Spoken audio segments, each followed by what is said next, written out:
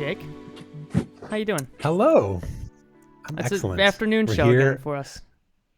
A matinee, yeah. Or maybe it's morning where you are. We're doing. I guess it's still morning where you are. It definitely is. Yeah, we're doing a few of these pre-recorded shows because I don't know. I guess we're busy.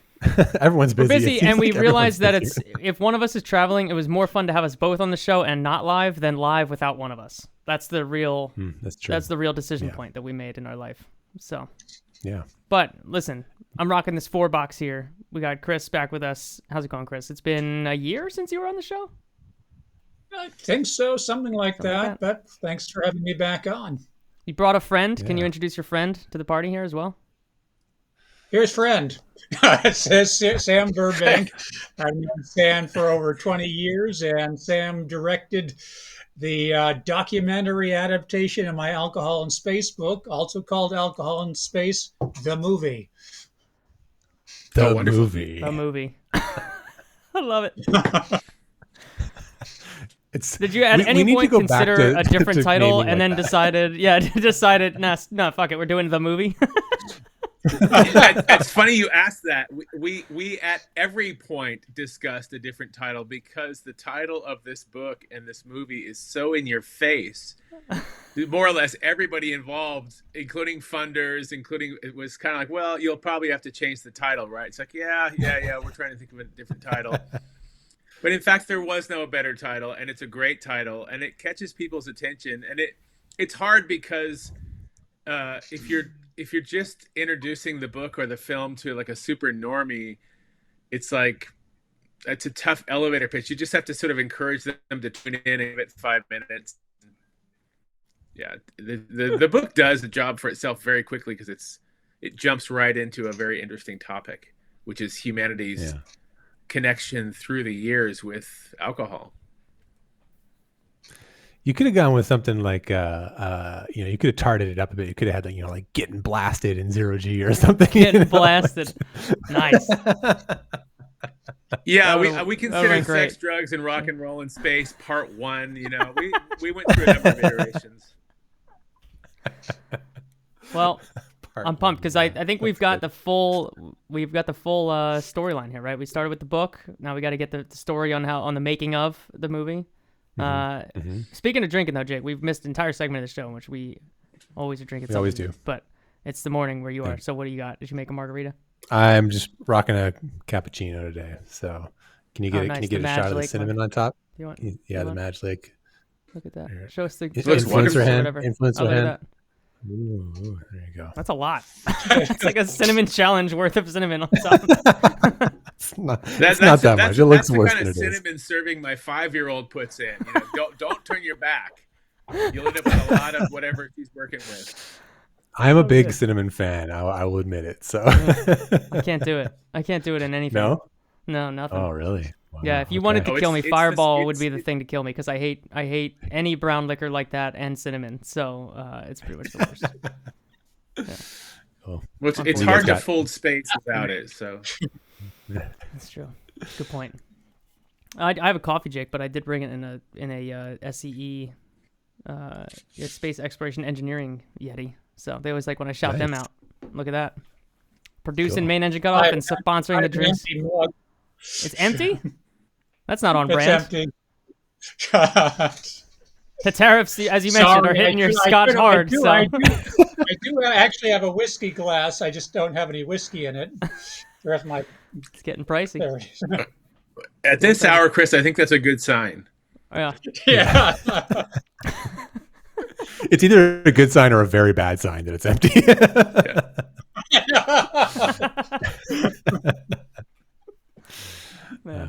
You got anything fun, Sam?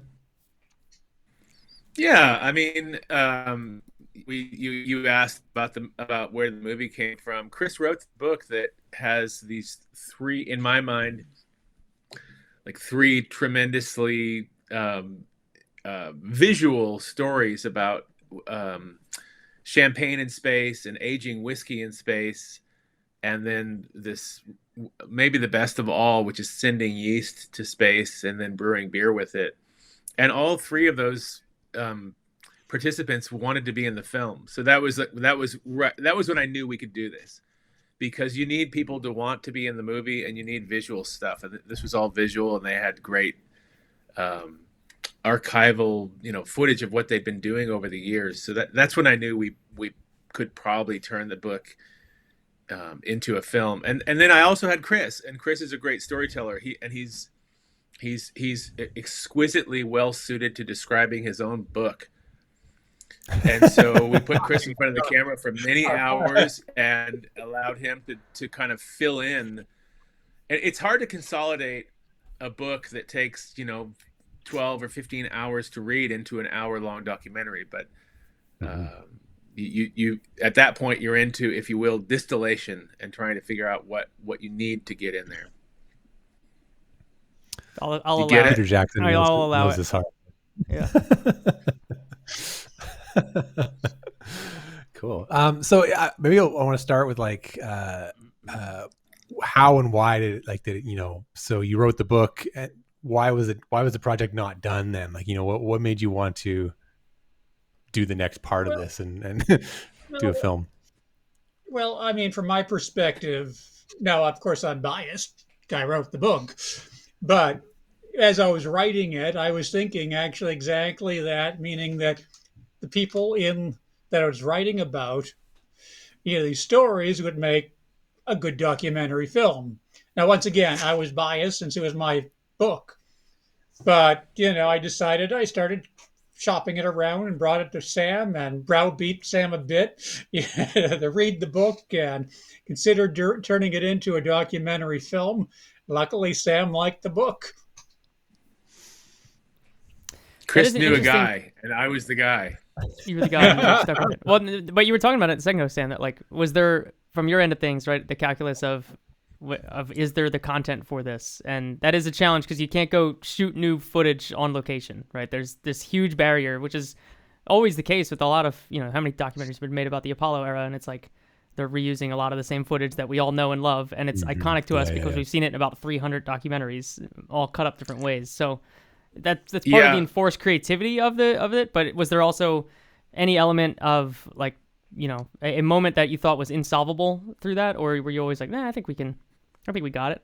No, really, honestly, no. I mean, I am such a lover of people talking about stuff they're passionate about and interested in. I mean, I'll give an example.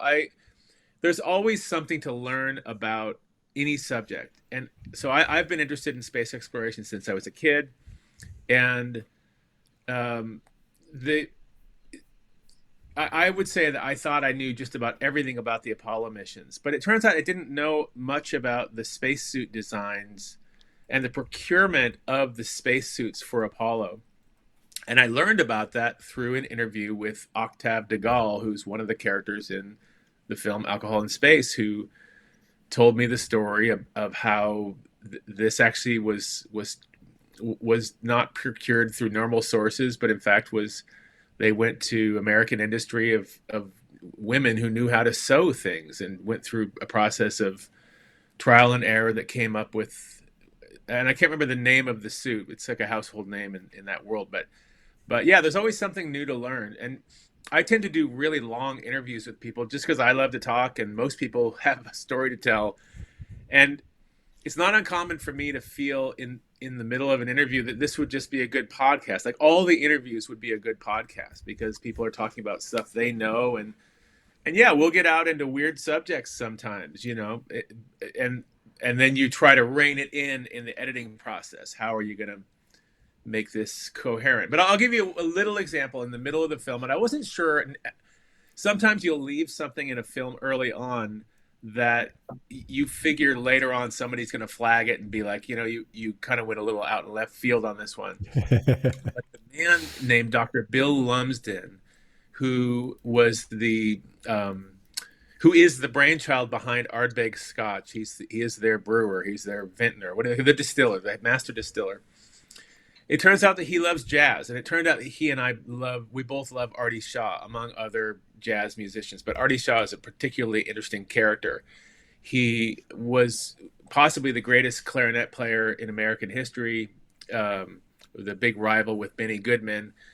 And when he retired, he became one of the world's greatest marksmen. Like just this kind of perfectionist person. Like, I'm done playing clarinet. And I think at one point he was the 3rd ranked marksman in America, like during a time when that was really a popular sport. So we were talking about jazz, you know, and you just go out into left field. You know, we're talking about jazz for like way too much time, right? But then I got this bite from him of, why does Bill Lumsden love jazz? And that made the movie. Like, that was a perfect segue from one of the stories back into their story, because we kind of jump back and forth between these 3 stories throughout the hour.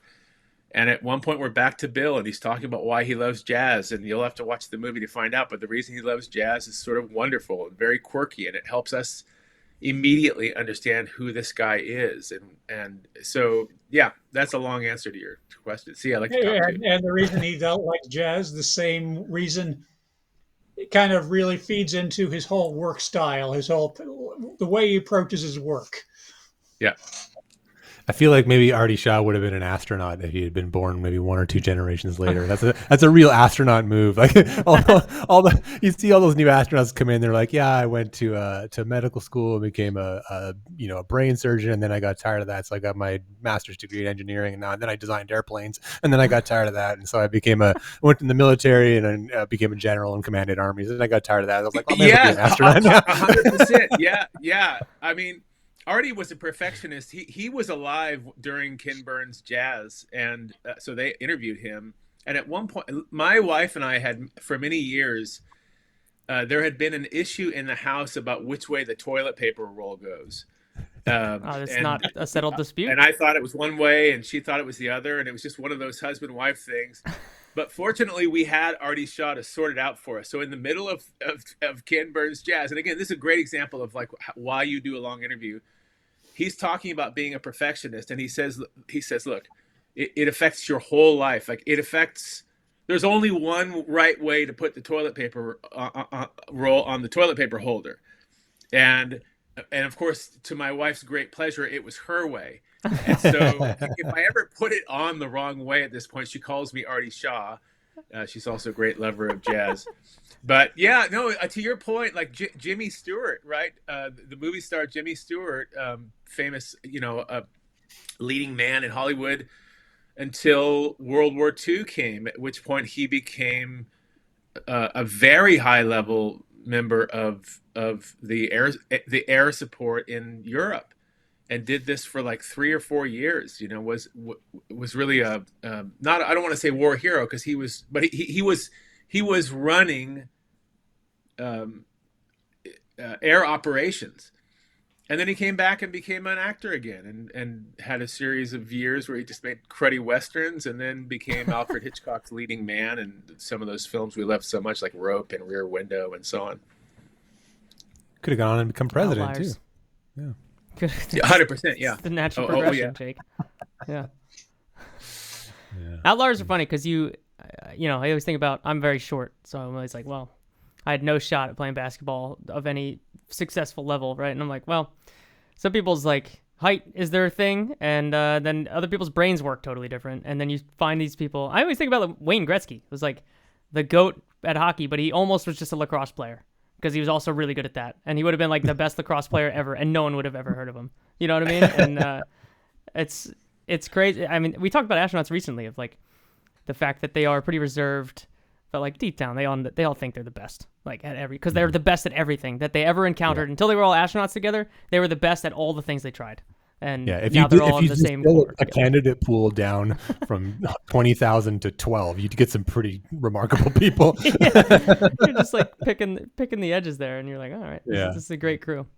But then there's the ones that smuggle the alcohol up to space, and those are the ones that we love on this show. Mm-hmm. And that happened quite a few times, and as I mentioned probably on a previous time on the show, it's usually happened through the Russian side, but not entirely. Americans have brought it up for various reasons, early on in the space age, and we don't cover this too much in the film. We do talk about Buzz Aldrin, but even before then, they were smuggling up more as a joke, little, bottles of spirits. mostly as jokes, but they didn't consume them. I think Buzz was the first one, certainly the only person who's consumed, as far as I know, alcohol in another planetary body. And this was more, it was not really for the sake of getting inebriated. It was part of a religious ceremony. He was doing a prayer. They're supposed to be part of his opening words on the surface of the moon. And so he brought some communion wine and this goblet from the Webster Presbyterian Church in Houston. And originally it was supposed to be part of his public statements, but NASA told him they didn't want him to do that because just a few months earlier, as you recall, during Apollo 8, around the holidays, they read from the book of Genesis. And there was a big outcry about reading from the book of Genesis from some famous atheists. They're talking about they are violating church and state and things like that. So NASA was already sensitive, and they thought if you added alcohol to it, so there was a prayer and alcohol, that would really create Touch all the third rails at once. Yeah. So they made him wait until the radio was off to do that. Yeah, I just had to layer in another little talk about communism when we could have just hit the trifecta. Really good. Freak everyone out in the 60s. Yeah, totally. Yikes. Oof. What was the best in terms of, so you had two kind of classes of content you're talking about there, Sam, like the long form interviews and then, the content of the activities that you're talking about at the time in those interviews, right? There is stuff out there that is being shot all the time. I think a lot of times people that are flying in space, I mean, it's different now in the era we're at. We've got Fram 2 up there right now as we record this. So now when we recorded this. But getting to the era where like people are just shooting footage with their iPhones and it looks like, anything that you're just taking around in your daily life or on a plane yourself, that might be a new era for filmmakers to have like found footage quality content. But archival stuff has are there issues in terms of sorting through what you've got in terms of formats and how do you get access to what you need and trying to get them into usable formats for what you're actually working on? Like, because we're spanning 10 different eras of filmmaking in that time. That's a great question. I mean, the key thing is always frame rate, right? That's like a starting point. People are really forgiving regarding resolution. In fact, you could say almost the opposite, that there's a value in having. I'll take it back a sec. One of my mentors is a filmmaker named Mark Jones, and I once mentioned, we were talking about an edit that we were doing something together, and I mentioned, I only have a still photo for that shot, as if that was worse than having footage. And he said, oh no, a still is almost always better than footage. And I was like, wow, interesting. Because he's like, yeah, we're watching the movie, almost the entire film. We're watching 24 frames a second or 29.97 frames a second video. So it still shakes it up. It changes the perspective of the viewer. It changes your brain in some way. And grainy footage does that. Watching footage of 16 millimeter footage of the moon buggy driving around. Like it doesn't matter how many like crazy lens flares are happening or how grainy that is. Like it's utterly forgiven because you're watching dudes in a freaking metal wheeled buggy driving around on the moon and having way too much fun. So like, yeah, it's like 320 by 180. Yeah. It's got a vibe to it that is, you can't fully describe, but everyone knows it when they see it. And like, I mean, it's like accents, right? Like you think you don't have an accent, everyone else does. It's kind of how it feels when you're, well, the footage I shoot, like that's normal, and everything else has this different historical vibe to it. And then, of course, 10 or 20 years from now, our shit will look historical to those people then. But I'm kind of interested about that, of like, thinking about yourself 30 years on making a movie, and all of a sudden, all the footage from space is like shot portrait from iPhones. And you're like, what am I going to do with this? And trying to make a movie. Yeah. I mean, and we're also entering such a weird time right now with AI. So because I have an interest in it, the algorithm is always feeding me new AI short films, whatever people did today and yesterday and the day before. And even weekly right now, the AI is just getting insanely good and will be changing, certain industries. Now, I'm a documentary filmmaker, and sometimes we will use, actually in the film Alcohol in Space, we have like 5 or 6 scene vignettes between scenes where we use a little AI generated art image to bring us, kind of cleanse the palette. So it's already being useful for me, but I think we're in a time right now where the stuff is starting to look so real now that we're going to have some way of knowing the difference between AI generated footage and real footage. And I think the whole idea of like image content procurement, stuff you do with your iPhone versus a real camera, it's all changing crazily quickly right now. Like if I have a couple of great friends who do visual effects for a living, and they're just freaking out. I mean, it's such a crazy time for any content creation with images and moving pictures. It'll be grainy and low resolution. That's how we'll know if it's real. Right. I mean, that's it. That's I guess that's what I was trying to say is like, give me like the crappiest looking, like, flip phone video from, 2007 that I know is real. And that's going to be more interesting to me than something where I'm like, wait, is this AI? So, Jake, before we start recording, I was asking if you listened to the recent Hardcore History addendum that Dan Carlin did with Mike Rowe. Number one, because Mike Rowe's voice is astoundingly amazing. It's like, the fact that anyone has a voice like that is terrifying. But they were talking about something that felt relevant, which was like, we went from the age of authority to the age of authenticity, and that authenticity is the thing that is the king of our current era, that if you're just a real person and people can tell that, and people know it, like people can sniff out who's not authentic in a second. Much the same way with the film that you're talking about, right? That there's an authenticity to the Apollo era footage. Apollo 11, that documentary that was made around the Falcon, they were shooting up Falcon Heavy, so that was probably 2019, 2020 when that came out. And it's there. No voiceover, no nothing. It's just the footage of Apollo 11. And every one of those shots, you feel like you're living there because it is authentic and it isn't trying to be something that it's not. And I always find that with space. Space is weird, though, because there isn't... I almost feel like the tech cycles synced up with the eras of spaceflight in a way that is instantly recognizable. So the 60s footage looks like that. And then the early space shuttle era is like a totally different thing. And it's cool that we're not, like, our era, we already know it's going to look like iPhone shots. And there aren't really like smooth overlaps between these eras. I could show all of us on this call right now, like any shot from any particular flight, and you could probably pin it down within like a couple years, just based on the quality and like 2 design elements in there. So when I think authenticity, I think 2 words, and they're Chris Carberry. So I'm going to pass this question. Nice. Nice. Stuck the landing. Well, on the stuff that you write about, Chris, I feel like the authenticity is key to that too, right? That like people, like you said, Buzz Aldrin wasn't taking Wine to the Moon as a stunt, right? It was a thing that he really cared about and wanted to make part of the mission. And well, I think that's why the film works. I think why the book works. Hopefully, for the next book, I mean, the current one out also, which we're turning into a film next. I think it's because of those stories, those authentic stories, real people with real passion, pursuing their passions. And I think that's what it is. If it's, I don't want to write about somebody who's frankly full of crap, who's not really, they're not really there. They're not really achieving anything. They're more ego than actual product of actual achievement.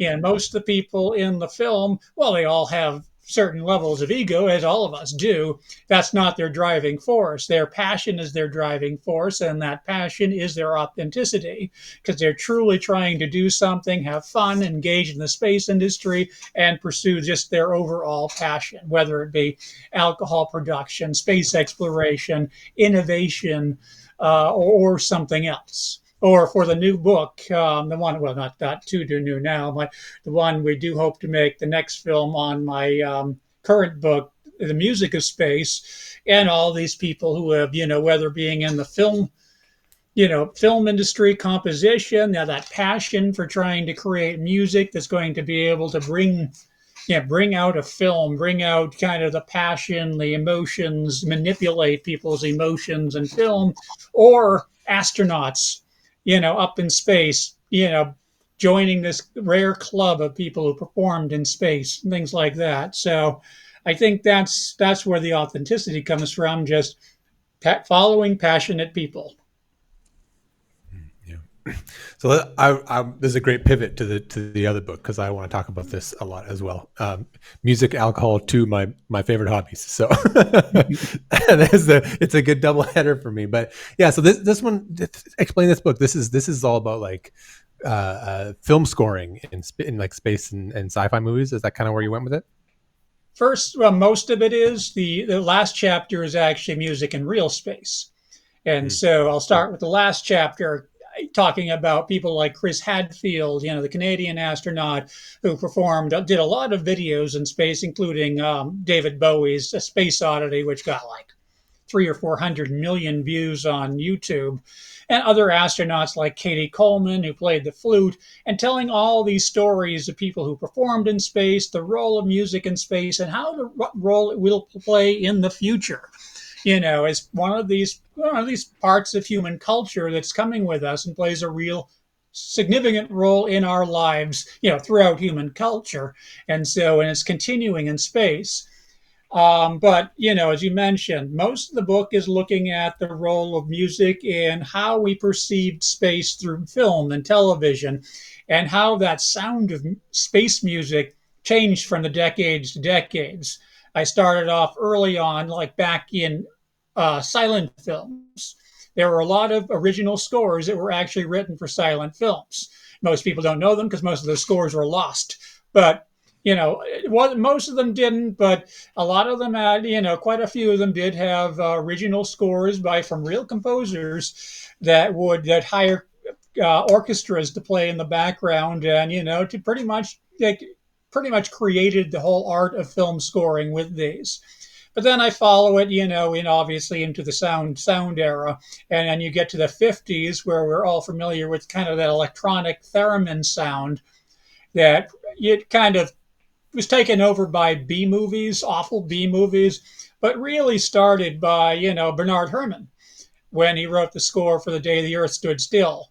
And it was a really innovative score, and different from a lot of the other Bernard Herrmann scores. If you're not familiar with Bernard Herrmann, I know Sam is, he did a lot of the best Alfred Hitchcock scores, like Vertigo and North by Northwest, etc., and Psycho, of course. And so, but that Day the Earth Stood Still sound with the theremins kind of took over as electronic sound of the 50s for space and horror movies. But then, all that changed as you're getting closer, into the 70s, late 60s with 2001: A Space Odyssey, with the classical pieces that Stanley Kubrick used. But then particularly when Star Wars came in with John Williams' score, everybody needed to do a big orchestral score. And so that our perception of space, space music changed dramatically from the 50s to the 70s and 80s, based on, how they were approaching it. It was, they thought in the 50s it had to be weird, mysterious, and creepy. Whereas, when you got to John Williams, his sound was more retro, really, because he was going back to the classic days of motion pictures. The Eric Wolfgang Korngold, who did like Captain Blood and Robin Hood and kind of the swashbuckling films, and that harkened back to late romantic classical music like Wagner and others. Yeah, there's actually a really interesting kind of like twin narrative with that kind of music, right? Like you said, the futuristic stuff and the retro stuff, and I feel like that is kind of like has come together in the long run. Like, if I think of something like a newer sci-fi like Interstellar to me feels like it's got both of those, right? It has the kind of classical John Williams style big score, big in your face kind of music, but it's also got those kind of twangy, futuristic, ding, ding, ding, like kind of stuff that you get, that it kind of went through, through killed it. exactly right. Murdered that description. Yeah. I was trying to doing a theremin there. Woo. Is that But, the theremin finger? yeah, you gotta pinch it. Head and Do use that a little both, bit, yeah. and even including a giant organ at one point from Templar church in London, the Temple Church in London. Okay, I visited that last summer, and it's just enormous one. And Hans Zimmer, is really anxious to use that because it had multiple meanings to it, even using the organ. The organ represented, of course, wind, sound, air being, air being used to create music, but it was also that breathing and the air played a role in the film as well. But he also pointed to the fact that at the time, when organs really became, popular, it was the most complicated piece of machinery ever made because of all the moving parts. So it was also the epitome of technology in its age. Yeah. I gotta go. Well, everything needs a sound. It's been a long time. So with space and with sci-fi, this is so well put that you're always on the cutting edge with space exploration of trying to do something that probably shouldn't be attempted, and you're just right on the edge of what humans can do. And yeah, you couldn't be more right, Chris. And you could say the same thing. I mean, one of my hobbies, I still play music myself, and the algorithm frequently feeds me stories about like the invention of the Prophet 5 synthesizer or the early Moogs, and the people involved in that are almost exactly the same kind of people who are involved in spaceflight. And there's even some crossover there. But for me, like life needs a soundtrack, and I think back to when I was a kid. I loved to ski, and this will date me a little bit, but we had Walkmans, we had cassettes, so we get out like on a perfect, fresh powder day. You're geared up, you got your skis, but you need a soundtrack. And I was geared up with my Walkman with the 007 theme, so headphones on, click, and we're ready to go down this mountain. And I think if you asked a lot of astronauts, a lot of people involved in space, like, yeah, that rocket launch is pretty cool, but watch this music theme, and now we're crying and we're really emotional and very excited about this stuff. All of life needs a soundtrack. Hard agree. So would 007 be your wake-up track if you were flying a space mission today? Would that be the thing that you choose to play in the spacecraft? Just get you going? Well, people sometimes play the worst music in spacecrafts. I mean, you don't know what your crew members are going to play. I had one simulation crew member who just insisted on playing Madonna. You have 6 crew members, and so you're like, each of you is getting 17-18% of the playing time, and yeah, you'd think it would be something awesome, but like, shots fired, Madonna. You gotta get her way on that. Necessarily know what's going to be playing in your spaceship. I can't wait till Madonna books a New Shepard flight or something, and you gotta watch her fly to space. Yeah, they can't all be. She's not on that shot, girls' trip. This morning, there's going to be this all-female crew with what's her name, Katie. Yeah, the Lauren Sanchez Perry, girls' trip. Yeah, Katy Perry. Yeah, so that's its own kind of like. My son loves awesome, Katy Perry. He's gonna be pumped about that. You probably have to listen to some Katy Perry music. Like, why not? There's some jams in there, man. I like Katy Perry. Yeah. I'm trying to think the one I really love. Yeah, she's got a few good ones. She's got a couple bangers. She's part of the milieu for like young people. Like, been doing it for a while now. Started with "I Kissed a Girl," right? That's the one. Yeah, that song was my ringtone on my very first cell phone. I like that. Wow, the fact that you remember that too is also incredible. Well, I had to buy it. That's how long ago this was. That's true. From the Tune Store or whatever. What was the thing called? From the Ringtone Marketplace or whatever. The Ringtone Marketplace. I forgot about that. But you're talking about a wake-up call. I think your ringtone, your wake-up, it's got to be simple. Like, I would think Close Encounters, right? or something simple that alright. just like is evocative, or maybe the little penny whistle flute from the Inner Light, episode 25, season 5, Star Wow. Trek Next Generation. There you go.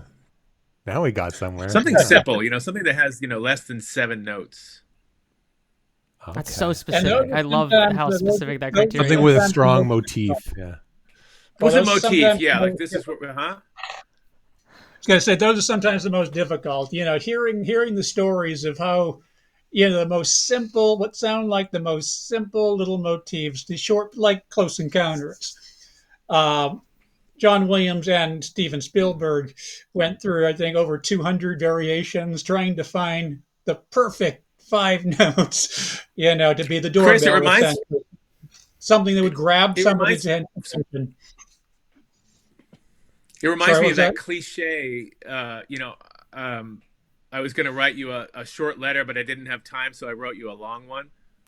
Yeah.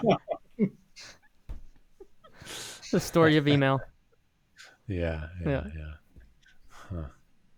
Yeah, good motif. I don't know what my wake up song is. I know we've never. How have we never picked this as our? We've never even discussed this. Jake. as a bit. Yeah. I think Katy Perry would be your wake up song.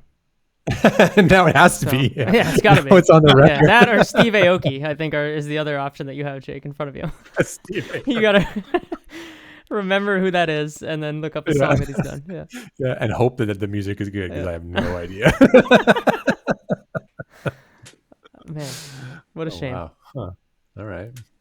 I feel like this is similar to, this is relevant to the baseball fans in the audience, but you get to, pick your walk-up song when you come out to the plate, and there's some great ones. One of the Phillies, Bryson Stott, has A-OK by Ty Verdes, and it's amazing, and the whole stadium loves it, and I'm like, I might just pick that because it's a jam, and it makes me think of the Phillies, So Maybe my wake up song would be that 76ers tune. I like that one. That was you do good. love the Sixers song. Yeah.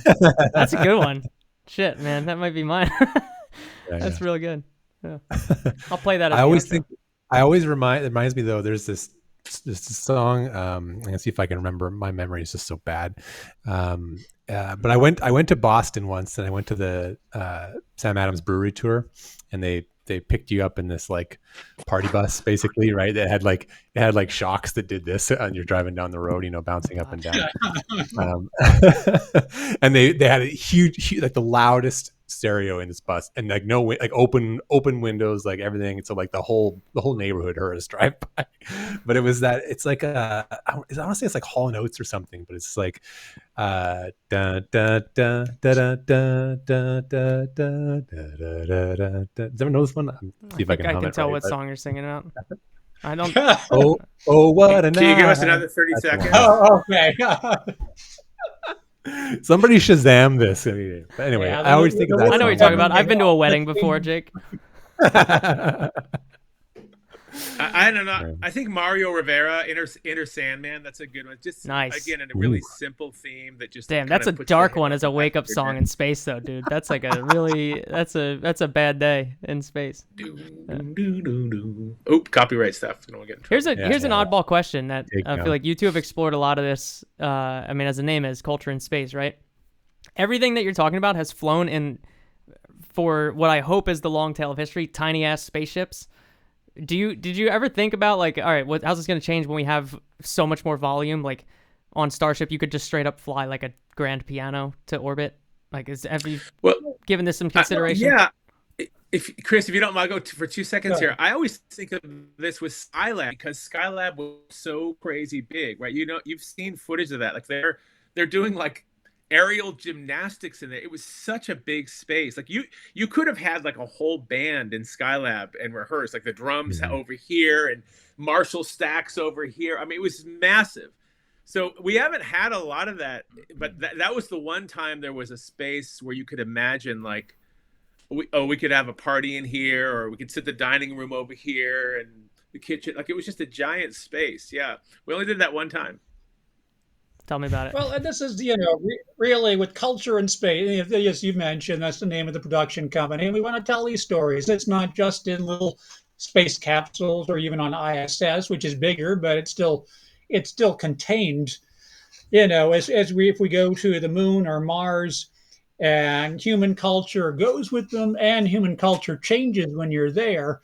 You look at all these things. A lot of people have speculated about sports, whether it be in like 1/6 gravity of the moon, and what kind of sports can you play, and what are you able to do? People have talked about, for instance, if you put like a big dome over one of the craters, and with 1/6 degree, theoretically, if you made, like, any kid has made wings and tried to fly, but on the moon you actually theoretically could make wings and fly, in this environment. And so what sort of things could you do in this lower gravity level, whether it be sports or other things? You get so many different things would change. Music, as I mentioned in the book, the physics of music is really interesting. Now, they of course have only done it in microgravity as opposed to 1G. But, when, like, I interviewed Chris Hadfield, and he was talking about the physics of playing the guitar in space. Like, as we all have heard, for every action, there's an equal and opposite reaction. When you're strumming a guitar, yes, physics comes into play when you're, floating in the air. And so you have to either strap yourselves in or be prepared for the opposite reaction happening, or playing a flute, which is, you wouldn't think would be as much of an impact. But Katie Coleman explained that, yes, even when you're playing a flute, it's designed for 1G, and the physics are different in space. And so you have to adjust to that. And how is that going to change? Like, if all of a sudden you have a thriving population settlement on the moon, and you have musicians, and how will that change? Will you create new instruments to accommodate the different gravity, so they're designed so you can play them more efficiently in 1/6G as opposed to 1G? And so I think all these things come into play, and they all relate to human culture, because people will adjust. People will things will change based on the new environments. And I think that's fascinating, that, thinking about our current culture as it moves into space, but how human culture changes, from, whether it be because of distance from Earth, different environments like different gravity, different atmospheric pressure, and all these, and frankly, what's in the soil as well. Like, if you're growing food, or doing, making alcohol that's coming from crops that come from, like, Martian regolith, that impacts things as well. So all these things are things we'd love to talk about with this film company. The things, things that make us human, but how this evolves over time when you're in a dramatically different environment. The tubas are going to get really big. Yeah. I'm just trying to figure out if you could calculate the delta V of various songs that you play on the trumpet.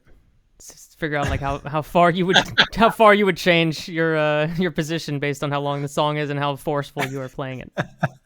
That's a good Somebody point. Could Artie Shaw launch himself from Phobos with a clarinet? I mean, it's a lot of propulsion, man. I think woodwind's different though, right? I'm talking, you probably need to be more in the brass to get some good propulsion. Well, I think with a tuba, it's a no-brainer. Huge. You're gonna monster impulse. Yeah, a lot of momentum that you need to get that going though. It's a lot of mass, right? What's the most efficient brass? One of the little pocket trumpets. Maybe that's the best one. It's got just a couple turns and it's got a nice big bell. You get into the physics of it, and you realize that the most efficient one is just singing. Just singing. Listen, take out all the curves, man. Just get direct air pressure. I don't know. Maybe there's some the bell is it's got a nice expansion ratio. Bagpipe. You can pressurize it. There you go. Solved. Say bagpipe. So we're pressure. And there has been a bagpipe in space. Now really? Listen, Chris. I can't remember who might have been, but somebody did bring a bagpipe. All right, we gotta ask Sam. Madonna or bagpipe? What are you picking? Well, Chris knows, we've talked about this before. I'm launching sort of a one-man campaign to keep accordions out of space. So that's where I've sort of planted my flag. Amazing. I think as the representative of the great country of Mexico on this call, I have to fight that one, because that's a big part of Norteño music and everything. So good.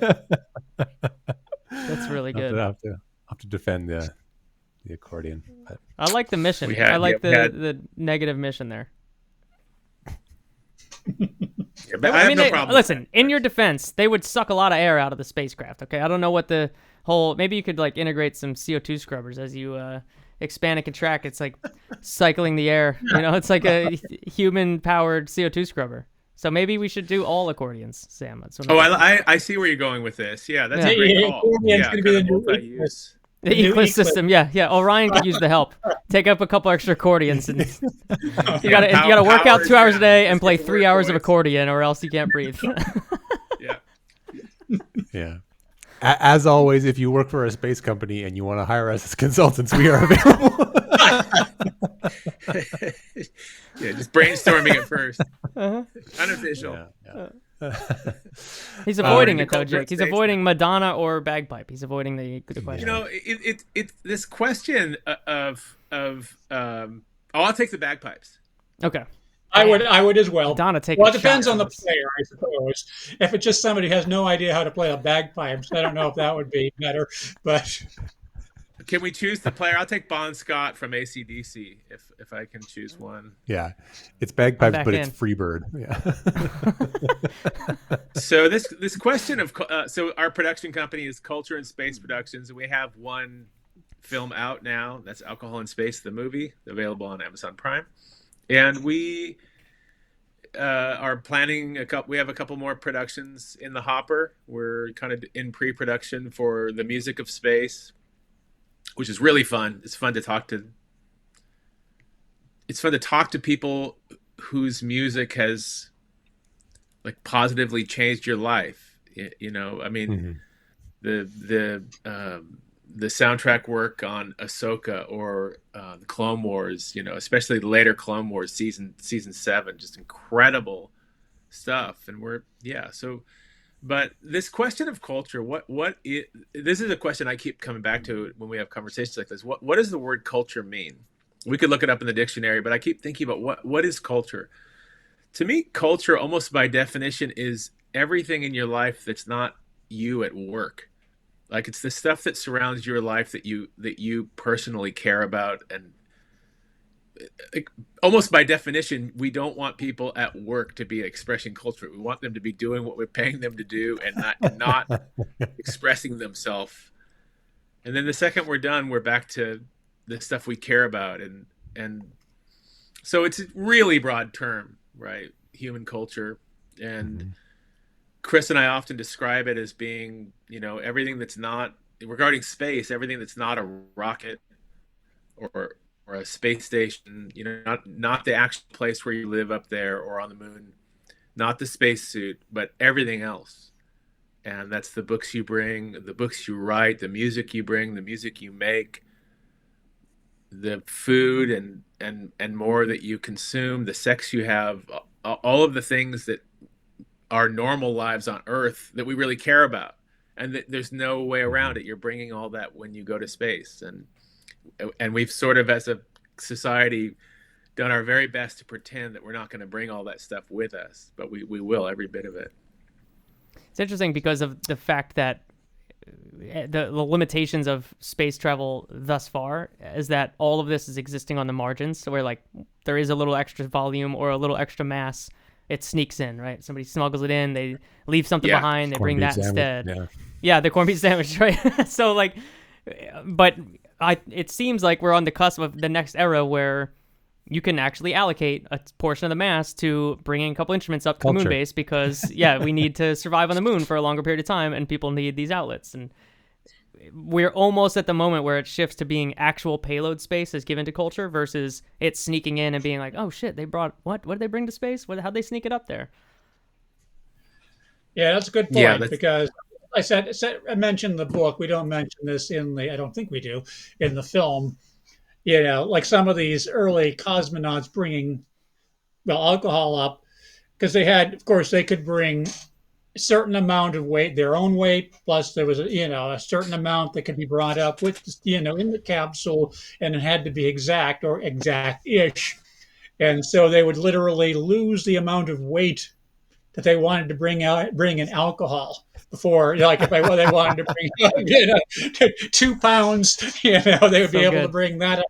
Sneak it makes that me in think their like, space. is this actually where the whole peeing on the bus wheel came from? That like, well, I think I could probably pee about 8 ounces right now and bring that much vodka up and sneak it up there. Yeah, no, that was Yuri Gagarin. Because Yuri Gagarin, they go through this extraordinary ritual superstition of following Yuri Gagarin's path, and peeing on the back tire of the bus is part of it. But that's not the only thing. They follow this whole regimen, of what Yuri did before his flight, including like signing the door of a hotel. I think they sipped some champagne. Then, of course, they watched the same spaghetti western on the bus. And then, of course, Yuri had to urinate halfway to the launch pad. It gets off, unzips, and pees on the back tire. And so everybody does that now, whether they simulate it or do it for real. And that's just following the ritual. And the Russians, of course, were very superstitious. And so they That's wanted culture, to follow baby. Yeah, well, it is culture. And frankly, it probably also may have been also one of the reasons why they bring cognac up and not vodka. I think I may have mentioned this before, and going back to kind of how ritual and culture interconnect that story. I mean, it may relate to this because I'd heard 2 reasons why they bring cognac rather than vodka. They brought vodka, I'm pretty sure, but cognac's a drink of choice. One is that cognac's a special drink, and vodka is an everyday drink, and every day in space is special. The other one, which I don't have verification for, is that Yuri Gagarin brought cognac up. And if Yuri Gagarin brought cognac up, that would absolutely explain it. They would absolutely bring it up every time because they are so superstitious about following the steps of Yuri Gagarin. Those crazy rescues. He was the guy. Those crazy. He was the guy. We should do 5 minutes on the Humans to Mars, or before we do that, I need one promise. I need one promise that when you make the Music of Space the movie, you also release Music of Space the movie the soundtrack. I need that title. Well, that brings up another question for us. This is the most challenging part of the film, with alcohol in scoring space. it. It was an issue.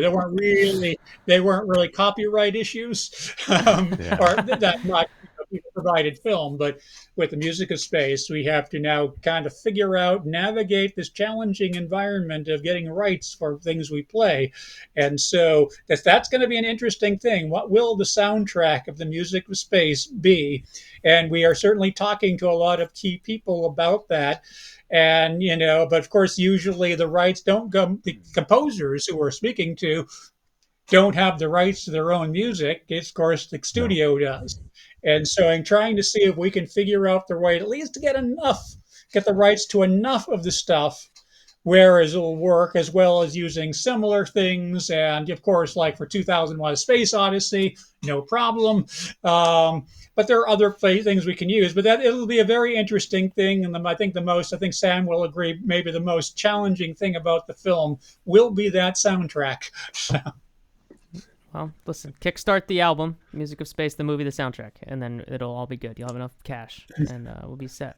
So, all right, Jake, you can talk about Mars now. You're Yeah. I will allow it. Well, no, I want Chris to talk about Mars because he's got the coming up. We got the Humans to Mars. I know. Actually, I'm looking at the website now, and it's you've added the vibe shift is real. We've added a word to it. We've acknowledged the moon. The moon exists. Yeah. Why did my screen? Not just the Earth. even this summit is following the political. My screen the broke. political I don't know what's winds, going on. right? All So. right. ExploreMods.org. You'll see it. It's great. The vibe Humans shift. Tell us about the vibe Mars shift. So what? Just I want to hear about the vibe shift and where's your emotional how you dialed in emotionally for going into this summit with the political vibe shift at the moment. It's challenging. This is by far the most challenging coming into it because we don't know where anything's going. Everything's a little bit in flux. And so trying to build the conference in this environment, as I said, is challenging, but it's also a great opportunity. And the timing might be really good. finally, after a couple months of waiting, Jared Isaacman, who, as you probably know, is nominated as NASA administrator, is finally going to have his hearing next week with the Senate. So hopefully that means that it'll be a speedy hearing and it'll get confirmed fairly quickly. I'm assuming since they've gotten here, it's probably he's likely to get in. It was just getting there with some of the roadblocks. So obviously hopefully we'll have him or somebody else senior at NASA. I mean, like the direct administrator or deputy who we've often had in most previous conferences. But it'll be really interesting to be able to now reflect which direction the administration's going. How will the direction change from what we've been having for the last several years and several administrations, and we're still not clear about that. So obviously that'll play a big role in the conference, but also things that are important regardless of that. All of things, basically things that we're talking about with culture and space. There's other parts of it that are separate from the rockets and the crew vehicles, like how we're going to breathe, how we're going to eat, innovation, how that's going to benefit us here on Earth, topics like that. And we also have a new panel called looking at logistics, not something that generally people have talked about at these space conferences, but just the whole logistics of managing lunar and Mars missions. And that's a lot of logistics, not, on the surface of those planetary bodies, in transit and preparing here on Earth. All the different parts it takes to enable this that you don't generally see. And of course, we'll be talking things like, the importance of international partnerships, which is a challenging topic these days. So it'll be on the Artemis Accords, and basically human health as well. So all these important topics, trying not just to focus on launch vehicles and crew vehicles, but look at the big picture on all these different pieces throughout our society, throughout culture, that have to come together to make this possible and hopefully enable us to get back to the surface of the moon this decade and to the surface of Mars by the mid-2030s. But go to exploremars.org and register. It's in Washington, D.C., May 28th and 29th at the Jack Morton Auditorium at George Washington University. The Humans to Mars summits are absolutely fantastic. Chris's Explore Mars in general, and I just want to say there will be at this year's conference some particularly interesting panels. Chris and crew have done an amazing job focusing on blue-collar work in space, what we call blue-collar work, the trades, trying to figure out what will be the pathway, the pipeline to find the equivalent of the PhDs of the world of welding, of the world of construction, of the world of HVAC, people who don't have a normal pipeline into establishing the upper echelon of these fields, because it's people in those fields know who's the best welder, but we need to figure out how to get that knowledge transferred to the people who are flying missions and have a need for them. And then we'll also be doing a panel on, and this is where I think Chris is the work he and Explore Mars do is just invaluable. A panel on the concept of doing work in microgravity, extended work, letting the body atrophy, experiencing the effects of microgravity, and then landing people on Earth and immediately putting them in a Mars analog environment with the idea of mimicking the first humans landing on Mars after a 6 or 7 month journey and needing to immediately get to work. So these are things that come out of the Mars Society back in the day. The Mars analog stuff looked so weird and corny at first, and now it turns out maybe that was a good idea, and it's good that we started doing this stuff sort of without permission, and the powers that be are now recognizing it. And the conferences are just fun. You'll every time I go, there's some talk, there's some presentation that just something I'd never thought of that just blows my mind, like life support on ISS, for example, and how just continuously close the astronauts on ISS are to having a problem, and yet they're close to Earth, and how that changes when you leave and go to the moon, or much different at Mars.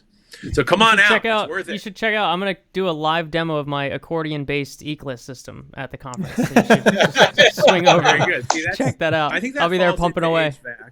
Yeah. Hey, all right, it's a deal. Yeah, listen, I said Mike Rowe earlier on the show. I didn't realize we were going to have such a Mike Rowe-centric episode here. It feels like a thing that he needs to He's be at such this a great guy. conference working on this. My last big documentary was about the dismantling of the Bay Bridge, and I actually worked with Mike a little bit. He'd voiced the trailer for us, and he's like a hero of mine. I was working for Discovery Channel at the same time that doing some work for them. At the same time, he was like at his apex, The king of Discovery, yeah. It was such a trip to have him. And we ended up doing the documentary with no narration. So it's just, and that documentary, by the way, is called Demo Bay Bridge, DEMO: Bay Bridge, and it's about the demo of the San Francisco Bay Bridge. But yeah, amazing guy. I mean, I think he has done and continues to do just extraordinary work in shining a light on people whose capability and intelligence is just not seen in general by society, and that's the people who do labor. It's a lot of shit to build in space. We finally got to communism. Nailed it. Got it. That's it. I don't know if we find a better landing spot than that. So the movie is on Prime Video. Is that the best place to get it? What's the deal? And then what else do you want to shout out that people should check out? Yeah. I mean, check out our website. Go to cultureandspace.org. Obviously, go to Explore Mars and humans. Chris, what's the new conference called? Humans to the Moon and Mars. Humans to the Moon and Mars Summit. It's a little more of a mouthful, but we do it H2M2. It was H2M before. Now it's H2M2. I like that. H2M. Or if you want to say H2M squared, but I've kind of bounced back and forth, but H2M2 is easier to say still. So, at least for me. It's great. I mean, for all of us who are nuts about space, it's just a crazy time right now. I mean, this polar orbit that's happening as we speak. Sorry, I want to keep this evergreen, but that's just such an amazing moment, right? A new view of planet Earth that we haven't seen before, and then we're just on the verge of getting back to the moon. It's almost too much. I mean, it's just so exciting. Yeah, it's a fun time. Well, Jake, I don't know if we know what next week is yet because we're working 2 weeks out. Oh no, we're too far ahead. We're too far in the past to know the future. So instead, I'm just gonna play a Sixer song, and we'll see you next week because this is Jake's favorite song. Bye, everybody. Thanks, guys.